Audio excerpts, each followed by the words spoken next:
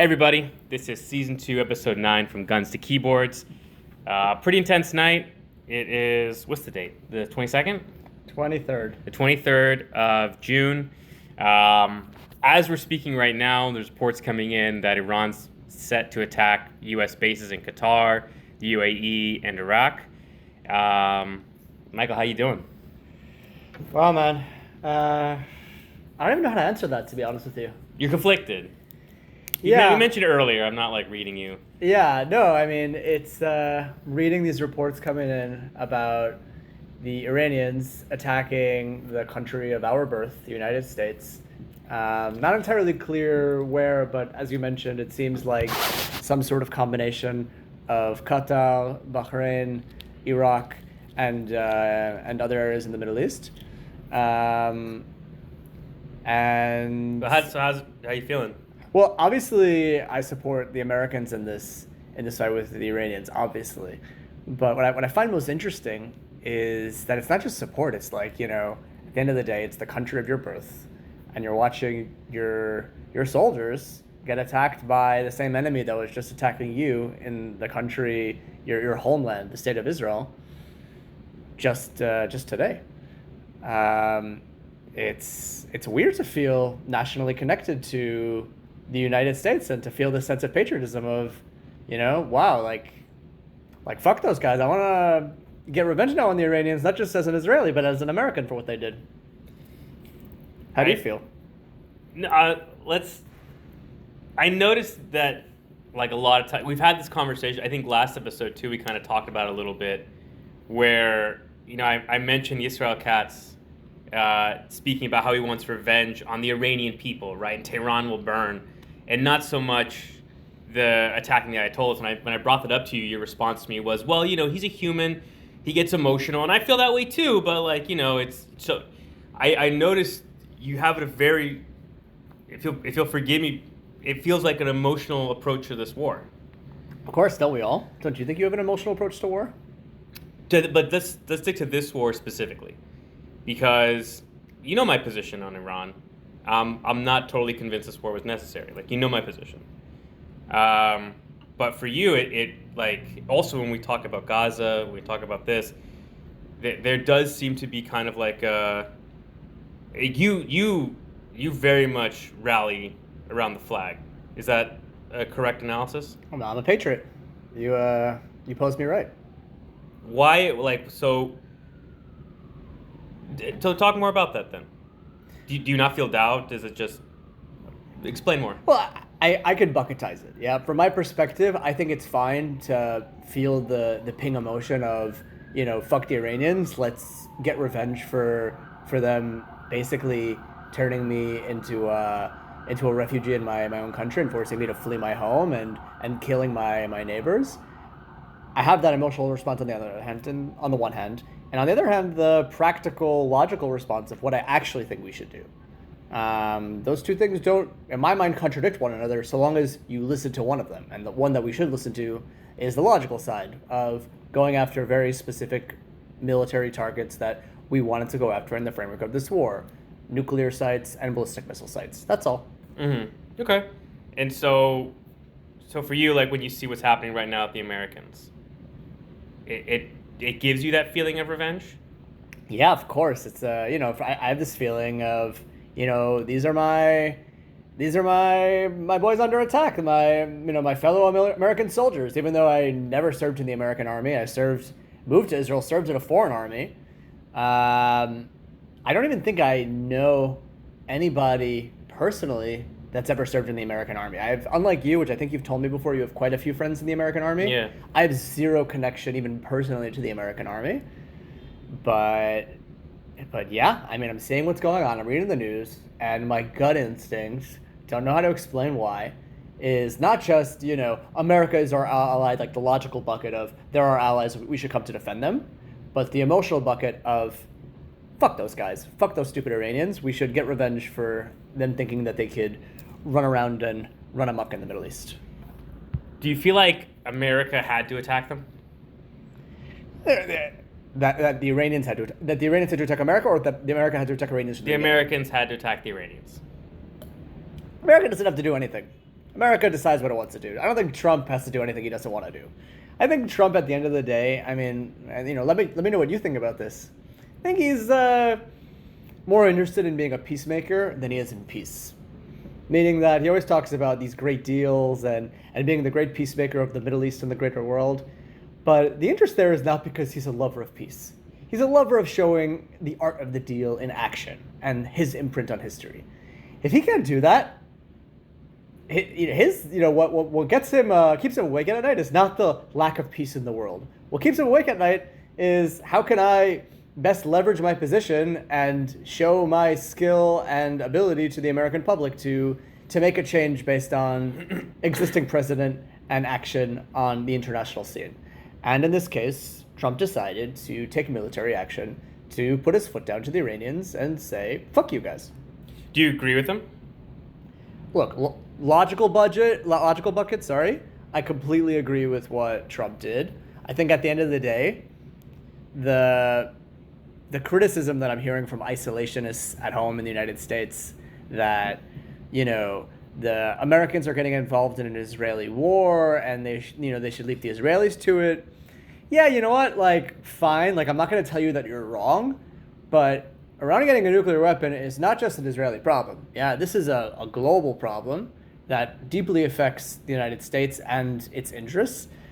America is currently under attack by ballistic missiles because of all of its military interests in the Middle East. If Iran decides to shoot a nuclear warhead at these different sites in the Middle East, that's a whole new ballgame. Even the very fact that it can threaten to do such a thing gives Iran a strategic position over the United States and its ability to project power in the Middle East that we should never have.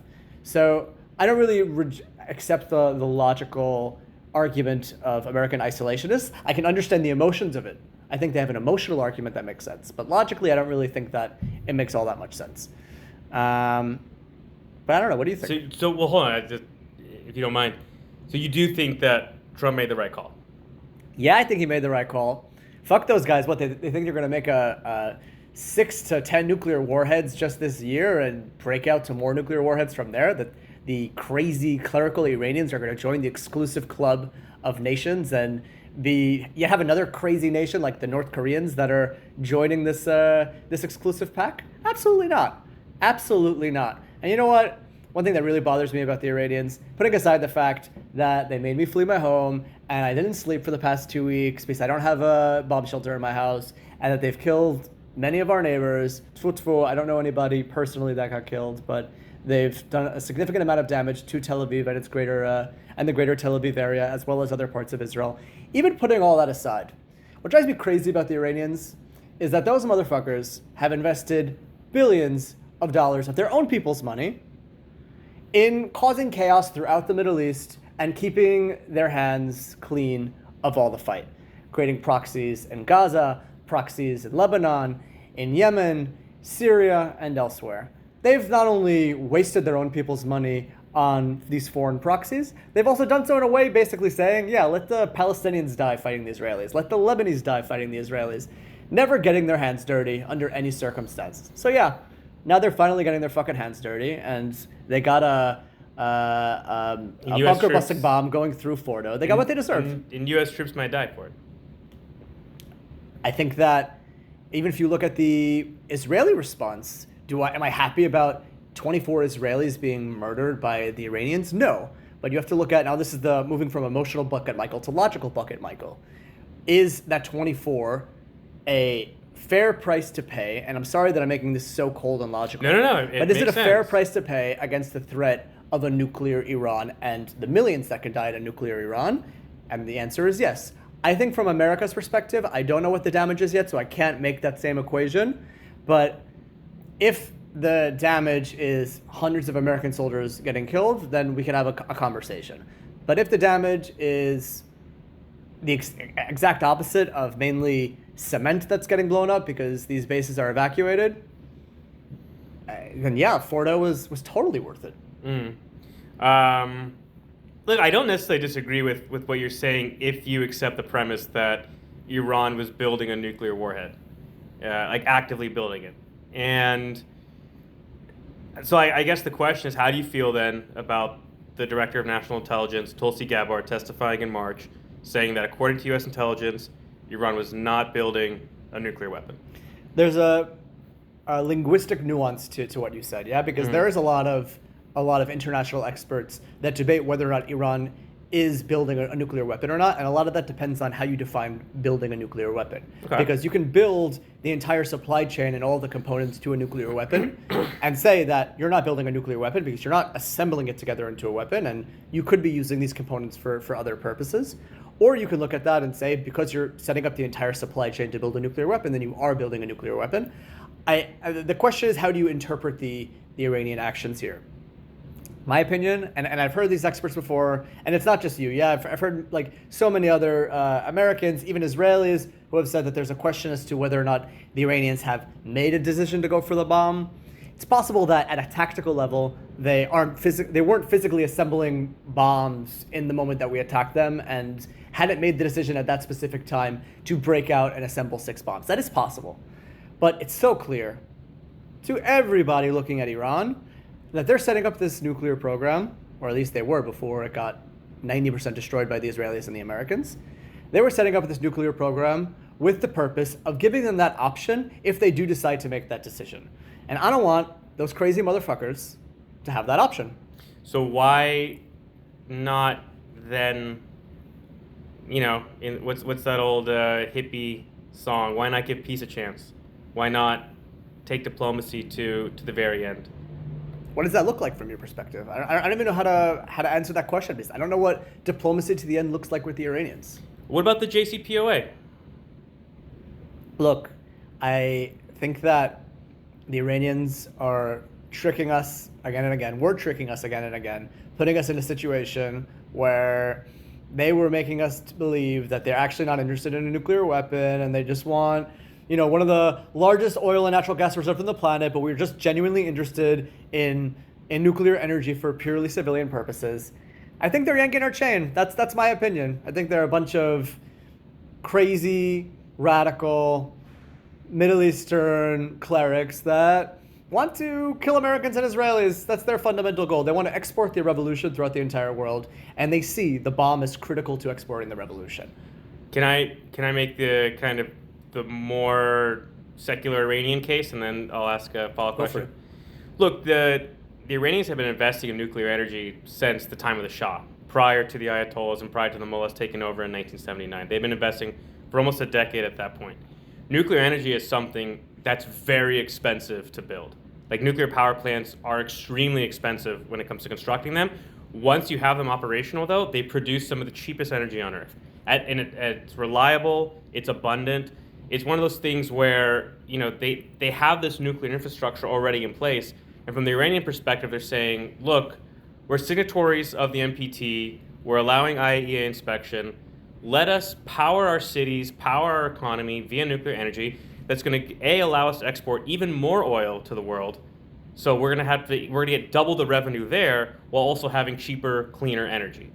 My question to you, is there anything the Ayatollahs could have said or done prior to this war that would have convinced you that, okay, these guys are for real, they do just want energy for civilian purposes, and they're not making a bomb? No, fuck them. Nothing. There's absolutely nothing they could have said to me that would have convinced me otherwise. Not because I think that by nature we should be going after and killing the radical Iranian leadership. It's not because I think that is the nature of things. I just read, like any average citizen, the ideology coming out of Iran, and I try to understand what do they actually care about. And while certainly civilian nuclear energy has a lot of benefits, and no doubt that the operational costs are much cheaper when spread out over time, and blah, blah, blah, everything you said is totally right. I don't think that's what they really want. What they want is to export the revolution. They're taking all their people's money. This the same country that you're talking about that wants to think about ways to save money for their people and have cheap energy. This same country took all of their people's money, and I really do feel bad for the average Iranian that has to deal with this shit, took all their people's money and invested it in proxies elsewhere to have those other people die for them, right? So why did I look at this nuclear program? I look at this nuclear program as a way to further export the revolution, being the the first Shiite nation, or the leaders of the true Islamic revolution in the world, by having this nuclear program as their linchpin of global domination. And by the way, what I'm seeing on the ground in Iran's nuclear program does not fit with the civilian program. I'm seeing a nuclear program that includes components of highly enriched uranium, which you don't need for civilian purposes. I'm seeing a nuclear program that includes weaponization components that you don't need for civilian purposes. Come on, man. Let's be real. Even if, like, you agree with me that even if the Iranians didn't make the active decision, I'm going to make a nuclear bomb tomorrow, they set up this program to at least give them the option. Come on. You have to at least... So I think that really comes to the fundamental question of this war, of whether or not you support it or not, is whether or not you just believe that the Iranians can be trusted, or whether or not, regardless of whatever deal that is being made, they're just squirreling away nuclear material in order to build a bomb hidden from view. That kind of, for me, is when I distill this conversation of were the Israelis and Americans right to attack the Iranians, that tends to be kind of what people say. It's whether or not do you trust the Iranians or not. And look, it's one of those things where we're all looking from the outside, right? At the end of the day, we're all looking into the black box that is Iran, a country which neither one of us are experts on. Like, I would say far from it. And so we're kind of just basing ourselves on gut feeling. This kind of brings me back to like the whole gut feeling of just like, as in my gut, I just can't trust them. They're just, it's evil, nefarious, messianistic, genocidal regime that just wants to spread death and destruction by any means possible. Or if you look at them as slightly more rational actors and say, look, do they want to spread the Islamic Revolution? Certainly. They haven't made that, they've made that very clear. At the same time, over time, can they be brought into the family of nations and actually become a nation that we can do business with, and a nation that we can build alliances with? There's that aspect as well, which is a maybe, and which, look, both sides, you and I can sit here and we can pull examples for both. There are plenty of examples that show that the Iranians are our worst instincts. But there are other examples that we can show that say, no, the Iranians are just people, they just want to do business. Hold on, but I gotta cut you off there, because you and I are both using this phrase, the Iranians, and it's important to distinguish what we're talking about. The Iranian government. Yeah, the Iranian government. Yeah, everything I've said thus far is very specific about the Iranian government. When I'm saying the Iranians, I'm referring to those crazy ayatollahs. I am as well. Trying to do. I'm referring to the Iranian government as well. Just to be clear. Cool. Okay. So, anyway, and that's my point. And so, at the end of the day, look, I'm not opposed to military action against Iran. I would just like it. I would prefer it to be at the end of any diplomatic effort, because the stakes of this war are so high. At the end of the day, we're seeing what's going on. You know, the best laid plans go. Look, this war makes sense from the Israeli perspective. At the end of the day, the Israelis have spent the last 20 years preparing and backing another unit, another faction on the ground that can come in and take over once the Ayatollah regime is gone. Because otherwise, there's no guarantee that the next person who steps in is going to be any more liberal than the Ayatollahs, is going to be any less inclined to build a nuclear weapon. We could just have the same shit way worse, kind of like we saw in Syria. We lost Assad, and now we have ISIS in charge. And everyone's kind of fingers crossed this is going to be okay. But the reality is anything can happen at this point. We really don't know. And the same with Iran. And so my hope is that the Israelis who made this call, who just don't trust the Iranians, have thought this out and played the 4D chess. Because right now I'm not seeing that. I'm not seeing that there's any real backing for another Iranian faction to come over and take the government. It just seems like we're bombing the crap out of them. And I think a lot of people are going to die. And I worry, just like you worry about Americans and Israelis. My biggest concern is that we haven't seen the best that Iran has to offer. Iran has chemical and biological weapons. They have, just today, we had a missile attack. 15 missiles came, 8 hit. 1 including that hit a power plant in southern Israel.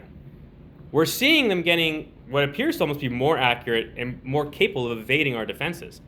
My fear is that as this war goes on, things are just going to get worse for us, especially if the Russians, which they recently promised, Dmitry Medvedev recently promised that the Russians were going to start supplying Iran with nuclear bombs if this war continues. China, which has already signs, are flying Boeing 747s loaded with military equipment potentially. Again, it's all rumors at this point, into Iran, turning this into essentially a proxy war similar to Vietnam. This war can go on for years and can bleed the Israelis and Americans dry at a time where neither country is doing particularly great economically. So in order to make this call to say, we're going to go to war with the Iranians, I really hope that there was no other choice. Because as far as where I'm sitting, where I'm looking at it from the outside, there was a diplomatic option there. Iran has proven itself to be diplomatically capable of engaging with the West and of sticking to the agreement. At the end of the day, it wasn't Iran that left the JCPOA. It wasn't Iran that didn't fulfill its obligations. It was the US. So, we're sitting here and you're angry about being a refugee in your own country, about watching your fellow countrymen die, your countrymen from back home possibly dying as well. I get it that you're angry. I'm angry about it too, but my anger isn't only directed at the Iranians. It's directed at the people who put us in the situation. I really hope that there are adults in the room that know what they're doing, because where I'm sitting right now, I'm very skeptical. Does that make sense?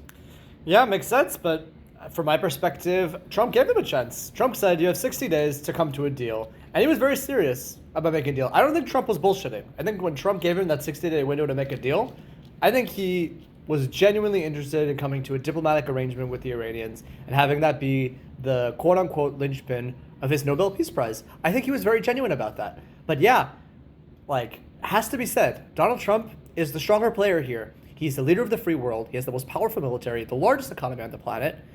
When he says, you have 60 days to come and make a deal with me, and you don't come and make a deal with him in that time frame, you have to suffer the consequences. And you know what? When I'm seeing the way the Iranians are even behaving after the U.S. response, where they're responding to a very, I have to say, focused and limited attack on Iran. America could have decided, by the way, instead of just attacking Fordo and other nuclear sites, it could have gone apeshit and started leveling parts of Tehran, attacking regime sites. It's, in general, gave a very, very specific and targeted attack in Iran. The fact that Iran is now responding by attacking Qatar, Bahrain, and 2 other sites in the Middle East where U.S. bases are being hosted is indicative of the behavior of a wild dog. Well, let's do a little strategic empathy here, right? Put yourself in their shoes for a second. You were just engaged in a diplomacy with a country that has basically claimed to have used that all as a ruse in order to lure you into being attacked. They then attacked your main sites right there, your main nuclear facilities, and you're just going to take that on the nose? And then, oh, by the way, let me continue.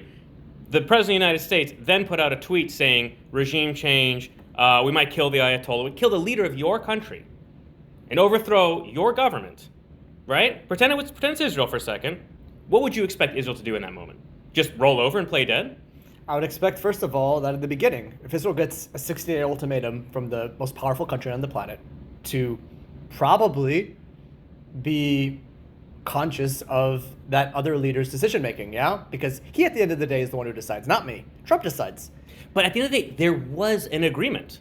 The Iranians were willing to go back to the JCPOA. They told Trump, we will go back to 3% enrichment if you agree to this. For Trump, that just wasn't good enough. This is where I say where Trump is a terrible negotiator. He's a really terrible negotiator, where he expects his opponents to be under duress negotiating with him. It's not even really negotiation. It's forcing someone to succumb to your will. That's not negotiation. That's a very different type of tactic. That's force. Right. So Trump and the Iranians were negotiating, had an agreement the Iranians were willing to come to, but for Trump that just wasn't good enough. Yeah. And so Trump picked the military option. And by the way, and you shrug your shoulders, again, we're talking about the deaths of our countrymen. I don't think it's a shoulder-shrugging moment. What's the death of our countrymen? The fact that Trump chose the military, or that not even Trump, Israel chose the military option, means that our fellow countrymen will die. I don't think that's you're shrugging your shoulders. Yeah, I don't understand I'm not how you can be so cavalier about this. I'm not shrugging my shoulders at Israelis dying, God forbid.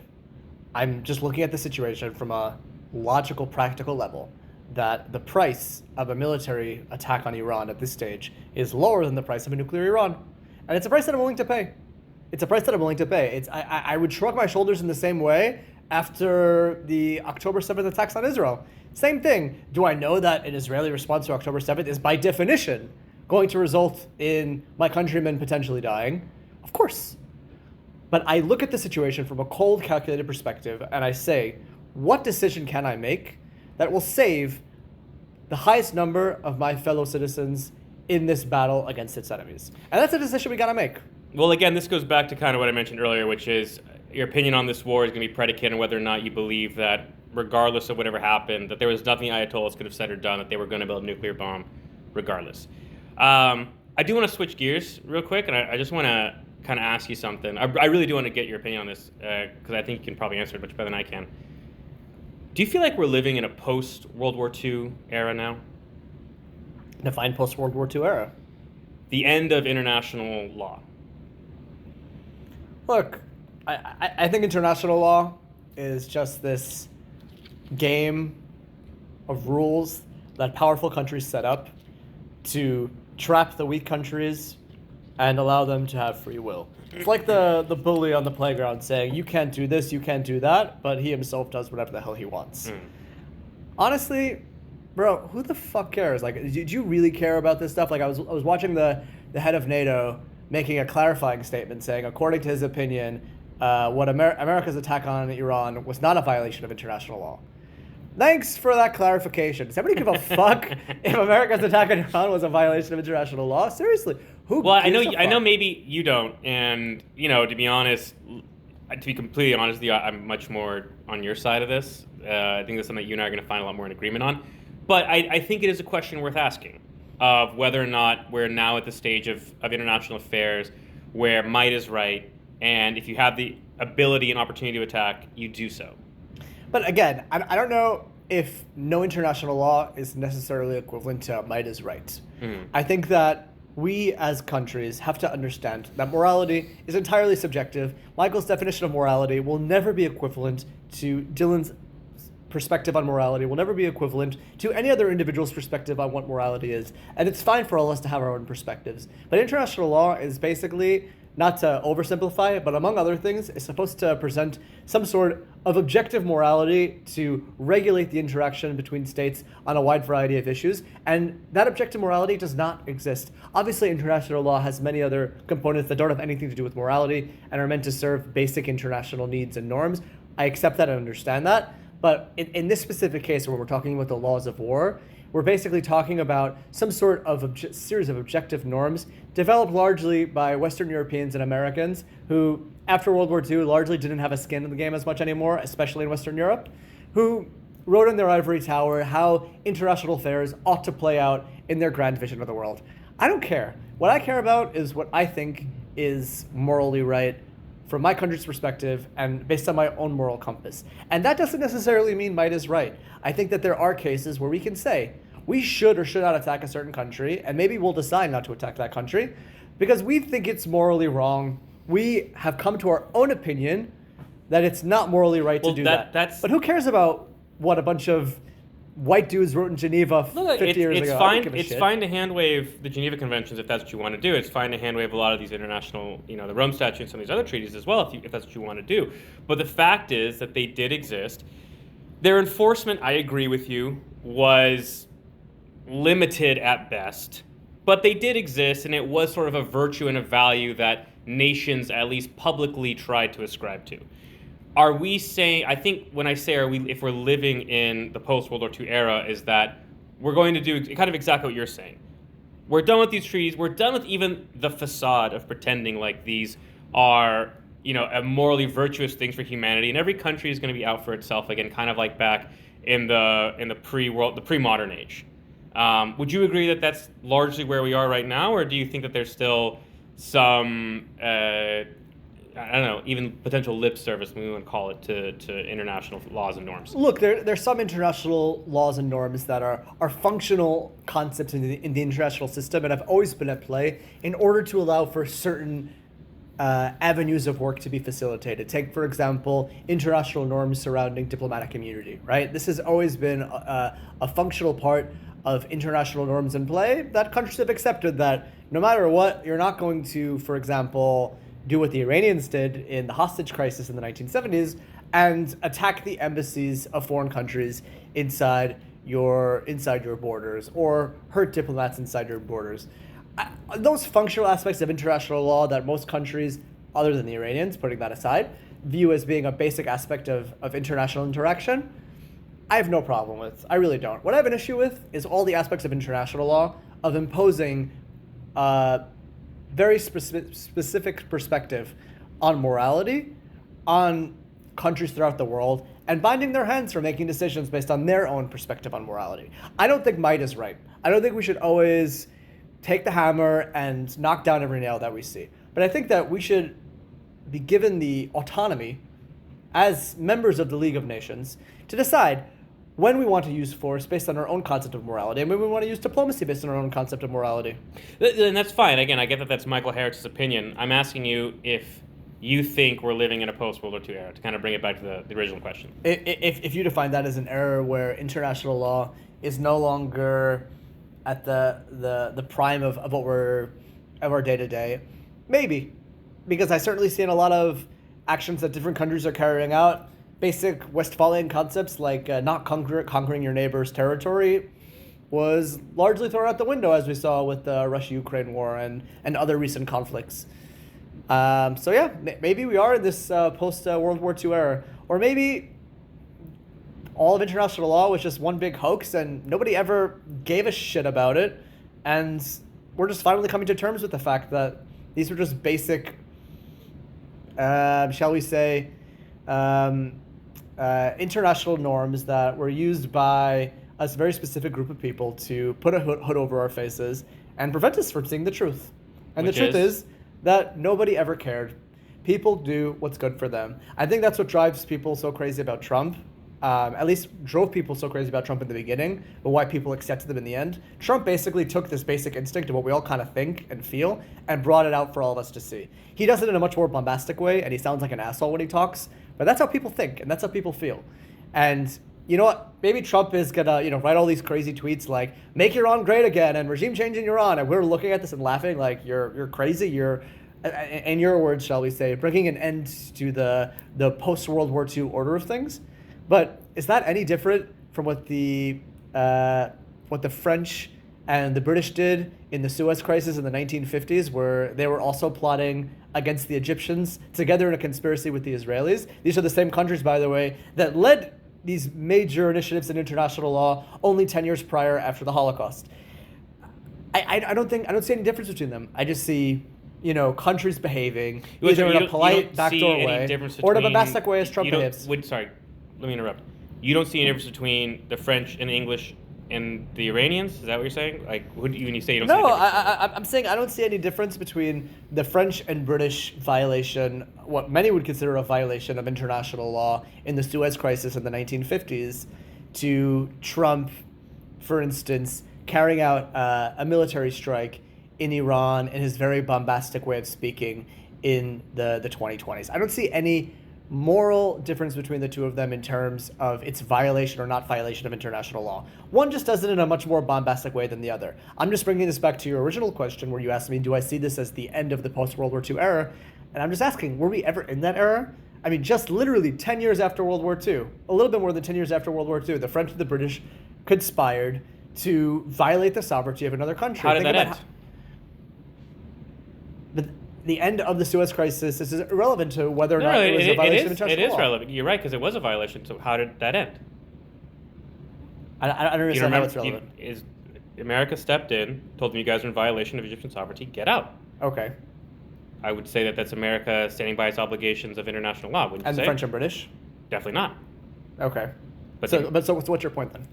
That there was international political force brought to bear that forced the French and the British to get in line with the New World Order that was now being led by the Americans. Okay. And when the Americans decided to invade Vietnam and invade just about every other country that decided to invade it, other countries may or may not have tried to get involved to prevent America from doing what it did. But America also violated international law. So what does that say to us? It says to us that, in the French and British example in the 1950s and the American examples in the 1960s, countries only care about international law when it doesn't suit their interests. Eisenhower saw a crisis in the 1950s that did not suit his interests. 100%. 100% you're correct. I'm not disagreeing with you. By the way, this is not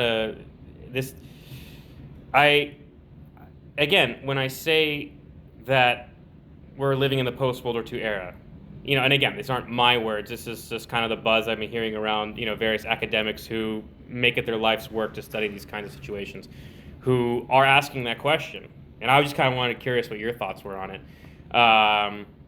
Because you're absolutely like I absolutely agree with you. You tend to see the world in a very realpolitik view of every nation's self-interest is going to be held paramount to whatever other morals, virtues, whatever, and that and absolutely the United States has been in violation of international, has done criminal actions throughout the world. But the fact that we can call those actions criminal also says something, doesn't it? Yeah, but it says something because we are looking at a very specific set of law. But I can also look at, for example, Sharia law and say that, I don't know, the status of women in liberal countries is a violation of the international law of God, yeah? I could look at any moral countries moral aren't voting. custom. Countries aren't voting on Sharia law. They're voting on things like the Geneva Convention and the Rome Statute and other sort of as you mentioned, post-Westphalian treaties that delineate how countries are supposed to behave. Which countries, though? It depends on which countries. Look, nobody really asked the Africans their opinion when international law was being written and developed. The opposite, actually. These same countries that were writing international law in the 1940s, after supposedly seeing the light after the Holocaust and wanting to prevent such a tragedy from happening again to other peoples like it befell the Jews and the Roma, were the same countries that were actively colonizing Africa and carrying out atrocities in the African continent. Nobody asked the Africans. Nobody asked the Asian countries. Nobody asked anybody. They just made up a bunch of laws and decided, yeah, these are the laws that we all have to follow. But when I say we all have to follow, I really mean that you have to follow. But I'll follow it when it suits my interests. Well, I would argue that the post-World War II era saw an end to colonialism. But I do agree with you that those countries were still exploited, oftentimes using the World Bank and other international institutions in order to certainly milk them dry for the benefit of, as you mentioned, white countries. I don't disagree with you on that one at all.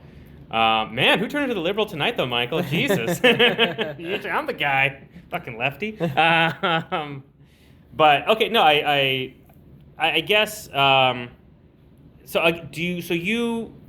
I'm trying to summarize your point, is that even if we were living in a post-World War II era, according to some old, fat, smelly scholar somewhere, it's not even worth discussing because countries were not fulfilling their obligations regardless. And now we've just kind of thrown away with the pretense. Is that a fair characterization of your opinion? Very fair.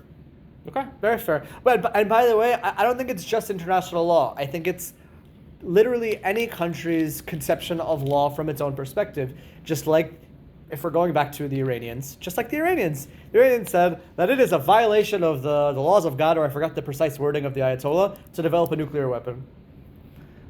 But they're enriching uranium to levels that you don't need for civilian program, and you're developing a weaponization program, and developing an entire supply chain in order to create a nuclear weapon. I wonder where you're going with this, Mr. Khomeini.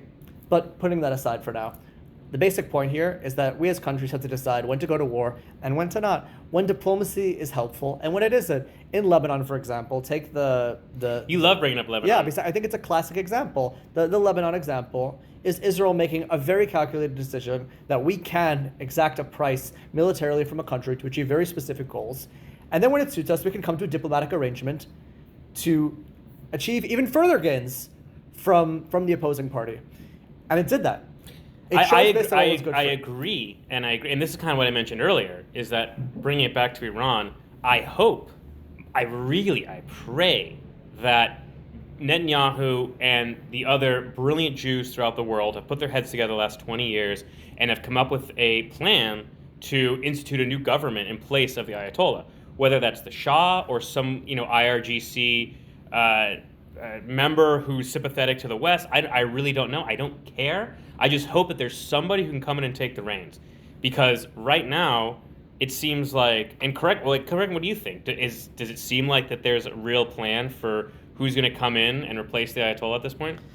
Look, it's fair to assume, and neither of us know, but it's fair to assume that a conversation took place. It's very fair to assume that Trump and Netanyahu didn't make the decision that they made without having some sort of channeled conversation with potential future leaders. Whoever those are, whether it's the exiled former members of the Shah regime or current forces currently in Iran, who the hell knows? I'm sure those conversations took place, at least to get a general understanding of where things lay. You ask me my opinion, I actually don't support active regime change in Iran. Mm-hmm. as much as I hate the Iranian leadership, I would love for Iranian regime change to come from the bottom up. I would love for the Iranians, and you mentioned this in the last episode, how the Iranian people are, historically very similar to Jews, or you mentioned that Shiite Islam is very similar to Jewish people in a lot of ways, to Judaism in a lot of ways. And I would love for them, if they want to rise up and cause regime change in their own country. I don't think that we should actively be inducing regime change from the outside, because I think that even if we succeed, it'll always just look like American-Israeli plot to cause regime change in their country. When it happens internally, it's interpreted entirely differently. Take, for example, and again, I'll bring this up, the Lebanon example, right? In the Lebanon example, you can kind of look at this in a somewhat of a backwards way of regime change, yeah? Because Hezbollah, and we talked about this in our last episode, controlled South Lebanon up until the end of the war. And after making an agreement with the Israelis, the Lebanese government decided and made an active agreement to start taking over territories formerly held by Hezbollah in South Lebanon. Now, do the Lebanese love the Israelis? No, they fucking hate us. But the perspective is not... It depends who you talk to. Everything depends, I'm sure. Christian Lebanese tend to be very sympathetic towards the Israelis. For sure. Take for example those Lebanese who are more supportive of Hezbollah, right? Like average Amal Shiite voters. Yeah, Amal voters in Lebanon, or other voters of Hezbollah in Lebanon. Southern Shiite, mountain-dwelling people. Mountain-dwellers, by the way, tend to just hate any outside influence anyways. Yeah. Like Northern Scotland, even at home in the Appalachian Mountains in West Virginia, they tend to be very aggressive towards outsiders. But anyways, please continue. But, this... they'll always hate us, But even putting that hate aside, what they're looking right now, this has basically been now becoming an internal question that the Lebanese have to deal with themselves.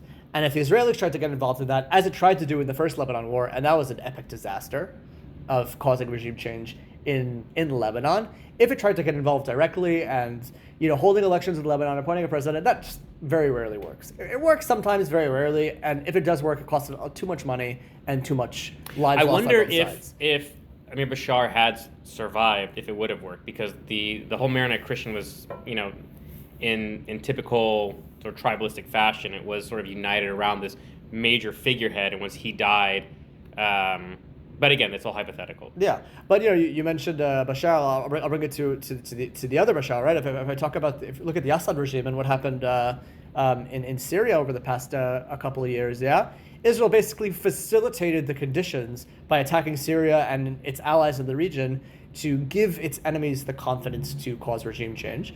But the perspective is not, this is Israeli-induced regime change. And I think that makes a big change in the ground in Syria. Now, is it possible that this new regime is worse than Assad, and as you mentioned, an ISIS-led regime, and Israel made a terrible call there? It's possible. It's possible that we dropped the ball on Syria and made a bad call there. But that's not my point. My point is not whether or not Syria regime change was a good thing or a bad thing. My point is that if you want to go down the regime change route, you're always better to facilitate the conditions and let the domestic countrymen make that decision. And even if they choose the crazy ISIS people, like what happened in Syria over the past year or so, better than us actively trying to impose it from the outside. That never works out well. And I think that maybe we can get to that point in Iran. If we can get to that point where the Iranians rise up and cause regime change, great. If not, we have two very specific war goals of what we want to achieve in this war. We want to destroy their nuclear capabilities. We want to destroy their ballistic capabilities. That's what we should be focused on. We should be very, very, very tunnel vision focused on those two very specific war goals until we get to 99.99% completion of them. And beyond that, let the Iranians break their heads about how they want to deal with regime change. Well, first of all, knock on wood that you're right about Syria. I do hope that ISIS taking over Syria will end up being, a good thing in the long run. In terms of facilitating regime change on the ground in Iran, at the beginning of this war, which was a week ago, even though it feels like a year ago, but a week ago, I, myself, and many others were of the belief that it was going to be the Iranian regular army that was going to come in and overthrow the RGC and assume control over Iran. But what ended up happening is the Israelis ended up assassinating major generals within the Iranian regular army as well. So that kind of threw that theory out the window. It just seems at this point, if I agree with you that our goal should be the destruction of the ballistic weapons program and the destruction of any nuclear capabilities. Like we've already crossed that Rubicon, we might as well go to the end with it. I don't understand what targeting news stations loyal to the regime has to do with either of those things. Yeah. It's clear that the Israelis are intent on regime change, regardless of whatever might be being said publicly. I think and for understandable reasons, right? At the end of the day, infrastructure can be rebuilt, armies can be reconstituted. The only way to ensure that policy changes in a favorable direction, in a potentially favorable direction, I would say, is regime change. Again, that also comes with, unless you have someone in place who can come in, who you can trust, who you know for as certain as you can be, that they're not going to continue with the same thing as a prior regime, you are rolling the dice. Because like I said, for instance, Russia-Ukraine is a great example. There's a lot of people who wanted to assassinate Putin at the beginning of the Russia-Ukraine war. And a lot of people were saying, well, the next people in line are Russian ultra-nationalists. Those are the most likely people who are going to take over the Kremlin. So Putin, in comparison, is far more moderate, and we should actually keep him in power, because what could come after him, what's likely to come after him, is going to be far worse. And I think you can say the same thing potentially about Iran. Yeah, I really agree with you. Honestly, I'll even agree with you, not just from a ultra-nationalist versus moderate standpoint, but from a qualification standpoint. I look at what the Iranian Ayatollah, the supreme leader, has done since the beginning of this war, and what I see is a leader who has done a terrible job at fending off attack on all fronts. Putting aside that, okay, you can't go off against the Americans are the most powerful country on earth, they really don't stand a chance. But against us, honestly, I would have expected more of a fight out of the Iranians. We're definitely the stronger player here, but this is not a U.S.-Iranian power balance. At the end of the day, we have 10 times less the population, 70 times less the geographic size, and they're getting their asses handed to them. So honestly, talk about replacing the Ayatollah. This incompetent 86-year-old geezer, let him fucking stay in power. Honestly, if this is how this guy's fighting a war, I want him to stay in power. Let this fucking moron continue to lead his country to ruin if he intends on hurting me. If he's truly bent on taking all this country's resources to fighting Israel, then I would love that guy to continue to stay in power, because he's doing a really bad job at it. And look, I gotta be totally honest with you, Dillon, and this is just like an aside. We always used to talk about the Palestinians as being this secondary threat, and the major threat coming from Lebanon and Iran, and we always gave this almost a godlike association with the Iranians. They're super smart, and they're just like us, and they know how to overcome and fight in a way that's so much more sophisticated than the Arabs. Honestly, we saw the exact opposite over the past 3 years. We saw that the past 2 years, sorry. We saw Hamas in Gaza. Well, I'm not, obviously incredibly immoral, the fight that they've been fighting against us from October 7th onwards, but from a pure strategy perspective, doing an incredible job in their fight against the Israelis. I think that they've really shown the sort of behavior that we expected out of Hezbollah in Lebanon, and Hezbollah and Iran behaving much more cowardly and worse than we would have expected. We saw videos coming out of Lebanon before the start of the Northern Front, of the Lebanese showing all of their grand sites in Lebanon, where they had these advanced missiles and the super developed tunnel system in Lebanon, and all these things that scared the Israeli public of their mega abilities, and the Iranians and their abilities. And these two countries, or these two regimes, shall I say, the Hezbollah regime in South Lebanon and the Iranians, got their asses handed to them in a way that's truly inexplicable. And you look at this, and honestly, just disappointed in them. I thought they would give us a little bit more of a fight. Well, I would say, hold on for the long run, because it does seem like this war is not going to be over anytime soon. 3 weeks after the American invasion of Iraq, after the U.S. Coalition toppled Saddam, the George W. Bush came and made his mission accomplished speech on the USA Blinken, and it seemed like that was going to be it. And we saw what happened as a result of that. So there's still a lot of war to be fought. Like I said, the Iranians do have capabilities that they haven't yet brought to the battlefield. It's terrifying to think that they might. It's terrifying to think what could potentially happen if Russia and China step in and start supporting Iran, which is seeming more and more likely. Typically Western countries, we like to pat ourselves on the back because the opening salvos, it's a pure military push. And when it comes to militaries, yeah, there's none that are more developed than I would say the United States of America for certain. And Israel's definitely up there as well. But after that, when you get into the real strategic nitty-gritty, the past 2 decades have just been evidence of just abject failure when it comes to that aspect of war, including with the Israelis. the Israelis have not managed to extricate themselves from Gaza. Lebanon is certainly looking much better. I hope it stays that way. Syria is a wait-and-see situation. Yemen has not been solved. The Houthis are very much in control of Yemen still, and Iran is, again, I hope to be, to be pleasantly wrong, to be very wrong, and agree with you, in a week's time and say, wow, what a paper tiger! Like these guys were nothing. I do caution, though. I do caution early celebrations. I think that there's still a long way to go and a lot of war to fight. And it does seem like, again, that we're hunkering down. All indications coming out of the IDF have been that this is going to be a long war. The Iranians recently at the UN made an announcement that they're willing to take this for 2 years. They're more than happy to fight for the next 2 years. Yeah, and by the way, I'm happy you mentioned that, because I think that, you mentioned early celebrations about this war. I've been seeing these, quote unquote, expert commentators saying from June 13th until today that this war is only expected to last 2 weeks. Mm-hmm. That was the original assessment. Yeah, that's what we were told. That's what we were told. I'm calling bullshit. There's Well, I'm right there with you. There's no way that this is going to. No, I think that the IDF and the Israeli government, in an attempt to calm their people, said, "Look, this is going to be 2 weeks. Hunker down, and you're going to be fine." And maybe if the objectives were, as you mentioned, destruction of ballistic missiles, destruction of any nuclear capabilities, it might take 2 weeks. We might see 2 weeks and then we're done. But it appears that the Israelis, again, when an army feels this is the other thing I say is that when an army feels invincible, it's hard to get them to stop. Yeah. And Israelis are some of the most egotistical fighters probably since the Spartans, in the sense that they will not stop once they feel like they're winning. And I'm very concerned of where that could lead, because we are definitely seeing a situation where the Israelis are involving themselves again in the long run with the Iranians. The Americans appear to be joining them, and like I said, neither country is in a particularly strong place economically, and every dollar spent fighting the Iranians is a dollar not being spent securing the South China Sea, securing checking Chinese expansionary aggression, checking other state actors in the region who might want to do harm upon us. Recently I read a report that the Egyptian buildup along the Sinai appears to be much more directed towards an Israeli attacking the Israelis than it is defending against the Palestinians, in the sense that they have F-16 runways now, highly armored vehicles, underground bunkers. These are not things you need against a bunch of refugees coming out of Gaza. This is something you need to fight a conventional army. I think the Israelis would do well to look to their borders once again, and which they apparently are.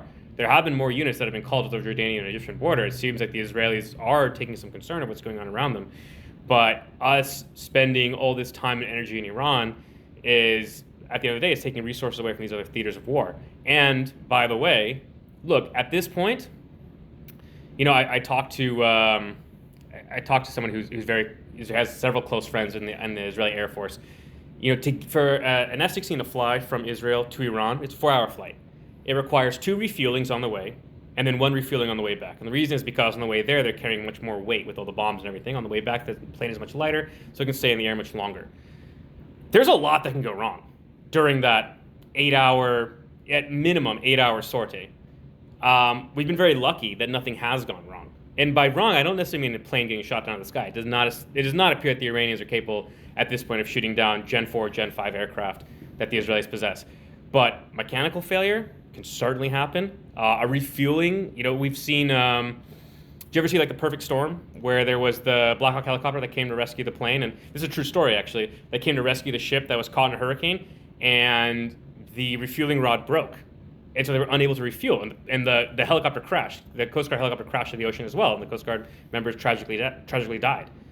That could very well happen. If there's a refueling rod that suddenly breaks, and you have an F-16 and F-35 kind of caught, up in no man's land, it could go down. Just a simple mechanical error, a simple human error, these things can and do happen. And a long enough timeline, the odds of one of those things occurring goes up. So right now, I know that the Israelis are feeling, for the most part, pretty high and mighty. But again, we'll see after tonight, especially kind of how the world might look very different tomorrow, depending on how successful or otherwise the Iranian attack is on the American bases. But yeah, I'm not. This kind of brings you back to my old original point, where I'm not. In my opinion, we took the riskiest option. the option with the highest chance of, that if this fails, if the Israelis are unable to accomplish their goals in Iran, it will expose the Israelis as a paper tiger. It will expose us as weak. It will make Israelis feel less safe, and it will be all the encouragement the Iranians need to actually put together that bomb once and for all. There's a lot riding on this, and I certainly hope for success. Unlike a lot of other countries, Israel, I don't think can afford to really lose a war like this. We're too small, and we're too vulnerable to our enemies to really be able to lose a war like this. So we definitely picked the riskier route. But it's important to keep in mind that, if the Iranians decide after this that they want to rebuild and still go for a nuclear weapon, from your perspective, it might be that they're only going for a nuclear weapon for the first time. From my perspective, it would be to still go for the nuclear weapon, to resume the program that was set back significantly. Look, it's really going to depend on what the Israelis decide to do in the long run to manage this front, because at the end of the day, obviously, Iran is much further away geographically, and there's all sorts of complications. It's 70 times the size of Israel geographically, and this is not the equivalent of running, air raids into Lebanon. Yeah, this is not the same thing. But Israel made a decision in Lebanon where it said, together with my diplomatic agreement with the Lebanese, if I see a target, I'm still going to shoot at it. And Israel, till this day, is continuing to carry out military strikes on Lebanon. Even literally today, it's doing it. Major strikes. And Hezbollah is literally so petrified of the Israelis that they're not responding. They're literally not responding. And the same thing is happening in the Israel-Iran war. Hezbollah, whose whole purpose from the Iranian perspective was to get involved in this war when it happens, is like, yeah, I think I'm going to sit this one out. And honestly, maybe we can get to that point with the Iranians where we can say, diplomatic agreement, we're not going to go after regime targets or other targets, whatever. But if we see any intent to reset up your nuclear program, we're not going to, wait until this develops into another Leviathan and then attack. We're going to actively attack and destroy targets as they appear. We're going to actively attack trucks as they bring in logistics from one side to another. We're going to actively go after nuclear sites being rebuilt and cement trucks coming in to rebuild these sites. If we have any information about centrifuges being transported or developed in Iran, we're going to actively go against those centrifuges.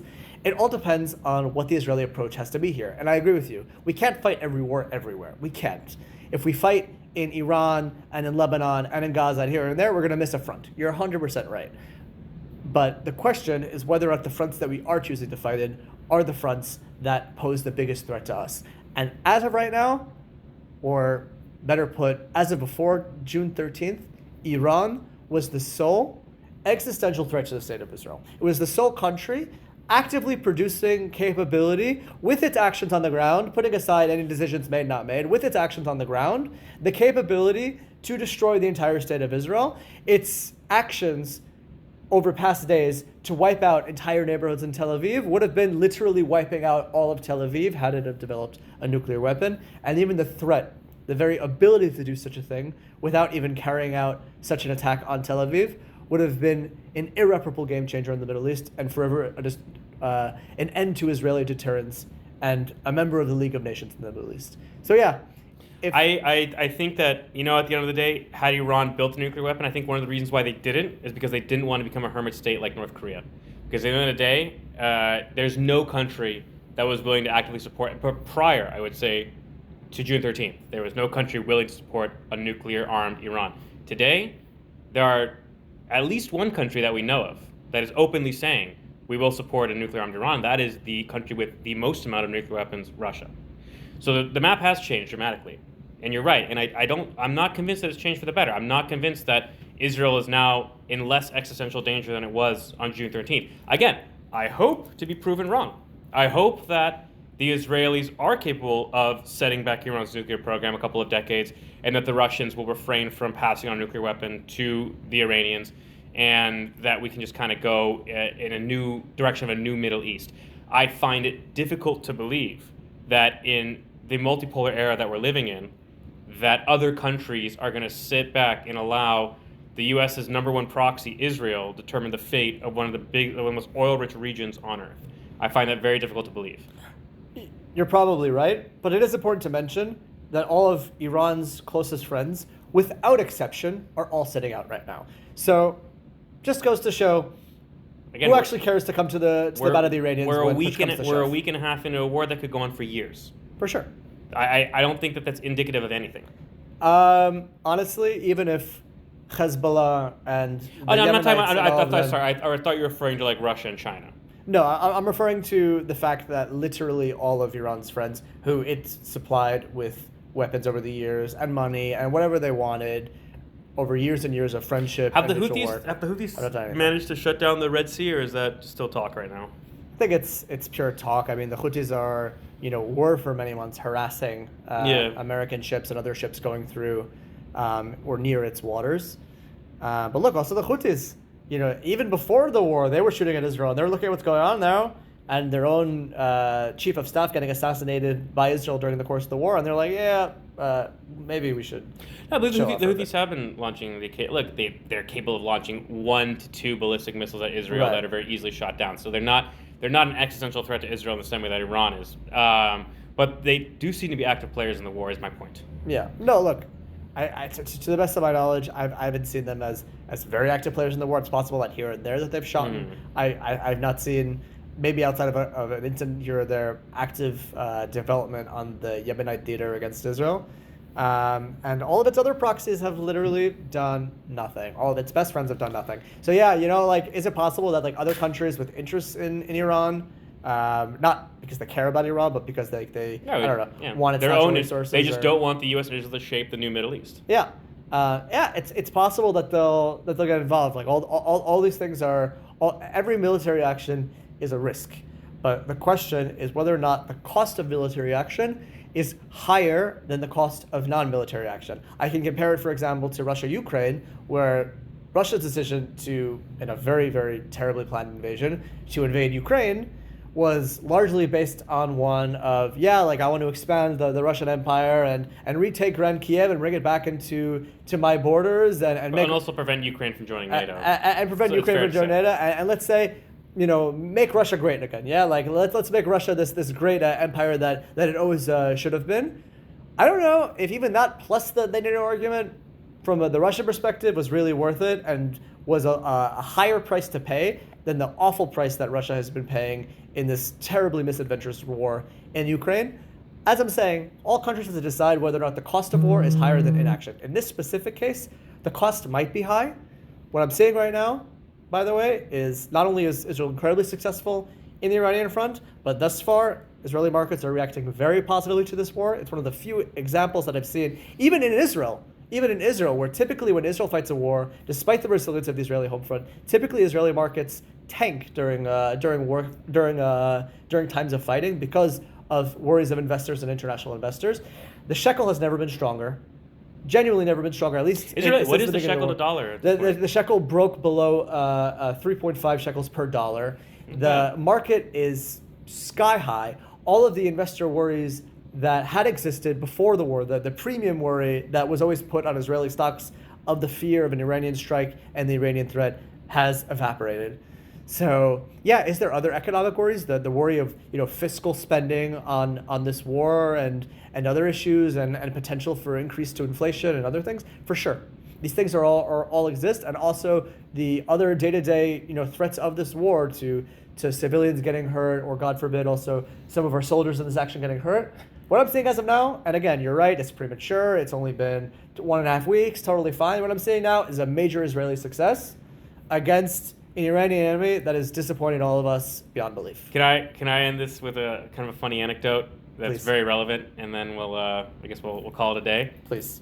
This reminds me of a conversation you and I had almost exactly a year ago, a little bit longer, about Al Shifa Hospital in Gaza, where the IDF was boasted that it was an incredible success, and it was like the day after the operation Al Shifa. And there were a lot of people, myself included, that were saying, well, let's wait and see until the dust settles and the fog of war is lifted a little bit before we go and boasting that Al Shifa was this incredible success. And you were like, yeah, sure, Dillon. And then the next day, you wrote an article on Medium being like, Al-Shifa was an incredible success. And I'm like, dude, do you ever listen to the words that come out of my mouth? So I feel like this is maybe one of those situations where, like, once again, I'm a little more cautious. And you're like, yeah, it's only been a week and a half, sure. And I feel like tomorrow I'm going to see you being like, it's been an amazing war, everybody. We're killing them. Like, they're so pathetic. Look, at the end of the day, for sure. I mean, I get what you're saying. Like, we should definitely be cautious, but if there's only one of two possible outcomes here, right? And if you're asking me, or even if we had a gray area outcome, it's the middle ground. Israeli victory, a stalemate, or Iranian victory, or somewhere in between on that spectrum. You ask me the way I look at the cards playing right now, it looks like an Israeli victory. Okay. And I hope that you're right. And thank you, everybody, for listening. And we'll see you all very soon. Stay safe and stay safe. Bye, everyone.